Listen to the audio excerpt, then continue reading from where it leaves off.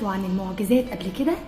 انا النهارده جايه لكم بمعجزه. مبدئيا كده كلامي النهارده جد شويه، لا شويتين ثلاثه. اول ما عرفت بالمعجزه انا جيت جري عليكم. مبدئيا واولا واخيرا يمكن ما حدش بيقف جنبي في الحالات دي غيركم، وثانيا انا الناس اللي حواليا او الدايره بتاعتي يتعدوا على صوابع الايد الواحده، مش كتير، حياتي مقفوله شويه، وزي ما انتوا هتساعدوني انا هساعدكم. فانا هقول الدعاء ده مرتين، مره ليا ومره ليكم. اي حد معدي يعني بنيه فك كربي وبنيه كمان فك كرب اللي هيعدي من هنا. تعالى هنا، رايح فين يا ولد؟ تعالى.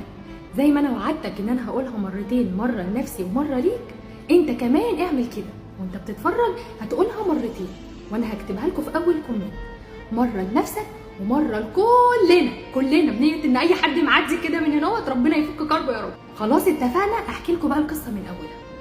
كان الشخص ده تقريبا من سنه، هو مش انا اللي شفته، انا شفت والدته كانت بتحكي لي، تقول لي انا ابني خلاص بيتدمر حرفيا، شغله خسره، وظيفته خسرها، بقى عنده ديون قد الجبل، حياته طبعا الزوجيه وبيته حرفيا اتخرب، ما بقى خراب من كل ناحيه، خراب من كل ناحيه. اللهم لك الحمد. انا كلمتها من كام يوم، قالت لي انا مش عارفه الحل جه منين، كل حاجه اتغيرت، ربنا رزقه وظيفه 4 أضعاف اللهم بارك مرتبه، وبيته اتصلح وحياته اتصلحت والحال اتبدل من حال لحال.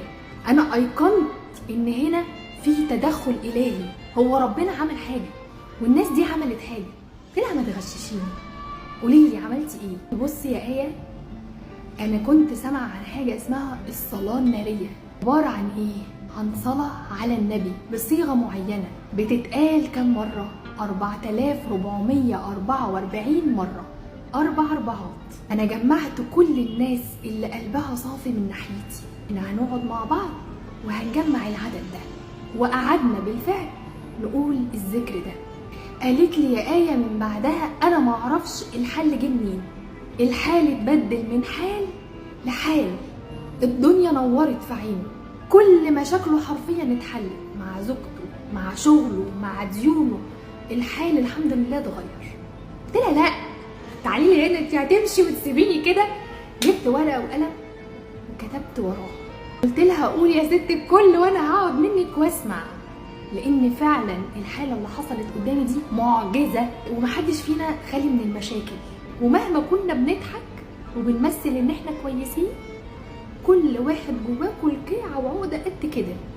يعني انا مره جالي كومنت كده، واحد بيقول لي انت ما شاء الله اللي يشوفك بتشحنيه كده بطاقه ايجابيه، اللي على راسه عله العله تروح من دماغه. رديت عليه قلت له صدق بالله انا على راسي عله، ربنا عالم بحالي، بس الحمد لله انا بحاول ان انا اقاوم. فيمكن طنط ما كلمتها يعني مامته، يعني حسيت ان هي بعتلي كده هديه، تقولي خدي يا بنتي يا ايه، خدي وفرحي بيها نفسك، ويمكن ربنا يفرج همك بيها ويفرج بيها على الناس كلها. ما رضيتش احتفظ بيها لنفسي، اول هام علشان ربنا يفك كرب بالنيه ان انا بوصل لكم المعلومه دي، وتاني هام كلنا عندنا هموم يا رب يا رب يا رب يفرجها علينا. ايه هي بقى الصلاه الناريه؟ اللهم صل صلاه كامله وسلم تسليما تاما على سيدنا محمد الذي تنحل به العقد وتنفرج به الكرب وتقضي به الحوائج وتنال به حسن الخواتيم ويستسقى الغمام بوجهه الكريم. تاني المرة دي كانت ليا، المرة التانية ليكوا. اللهم صل صلاة كاملة وسلم تسليما تاما على سيدنا محمد الذي تنحل به العقد وتنفرج به الكرب وتقضي به الحوائج وتنال به حسن الخواتيم ويستسقى الغمام بوجهه الكريم.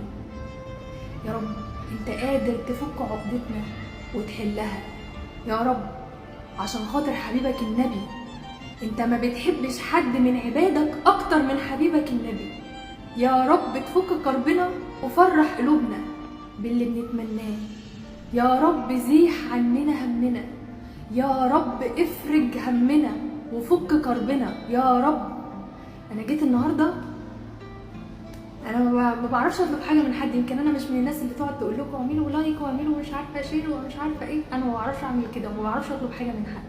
بس النهارده انا جايه اطلب منكم المساعده ليا ولكل واحد مهموم هنا، كل واحد في قلبه كرب.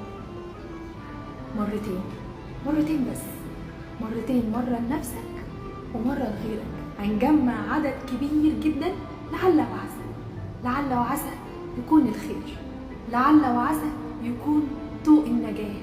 الغرقان بيتعلق بقشاية، وانا ما عنديش غيرك يا رب اتعلق بيه.